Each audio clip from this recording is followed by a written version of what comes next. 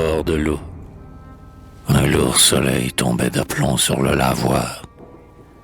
Les canards engourdis s'endormaient dans la vase, et l'air brûlait si fort qu'on s'attendait à voir les arbres s'enflammer du sommet à la base.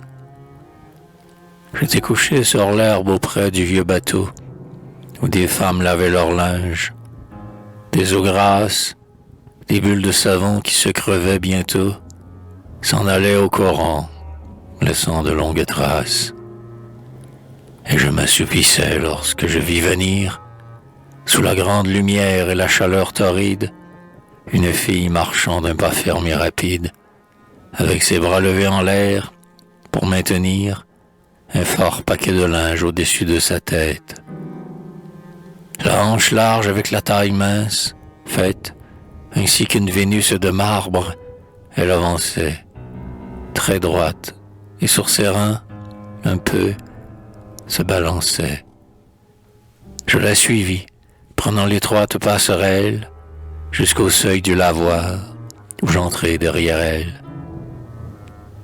Elle choisit sa place, et dans un baquet d'eau, d'un geste souple et fort abattit son fardeau.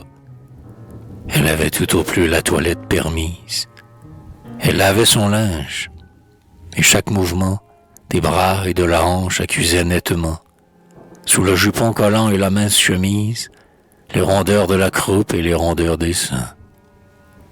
Elle travaillait dur, puis, quand elle était lasse, elle élevait les bras et, superbe de grâce, tendait son corps flexible en renversant ses reins. Mais le puissant soleil faisait craquer les planches. Le bateau s'entr'ouvrait comme pour respirer. Les femmes haletaient. On voyait sous leurs manches la moiteur de leurs bras par places transpirées. Une rougeur montait à sa gorge sanguine. Elle fixa sur moi son regard effronté, dégrafa sa chemise, et sa ronde poitrine surgit, double et luisante, en pleine liberté, écartée au sommeil d'une ampleur solide. Elle battait alors son linge, et chaque coup agitait par moments d'un soubresaut rapide les roses fleurs de chair qui se dressent au bout. Un air chaud me frappait, comme un souffle de forge, à chacun des soupirs qui soulevaient sa gorge. Les coups de son battoir me tombaient sur le cœur. Elle me regardait d'un air un peu moqueur. J'approchai, l'œil tendu sur sa poitrine humide, de gouttes d'eau, si blanche et tentante au baiser. Elle eut pitié de moi, me voyant très timide, m'aborda la première et se mit à causer. Comme des sons perdus m'arrivaient ses paroles. Je ne l'entendais pas, tant je le regardais. Par sa robe entr'ouverte, au loin, je me perdais, devinant les dessous et brûlés d'ardeur folle. Puis, comme elle partait, elle me dit tout bas de me trouver le soir au bout de la prairie.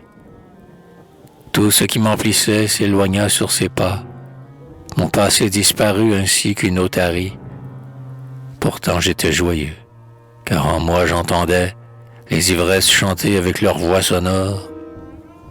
Vers le ciel obscurci toujours je regardais, et la nuit qui tombait me semblait une aurore.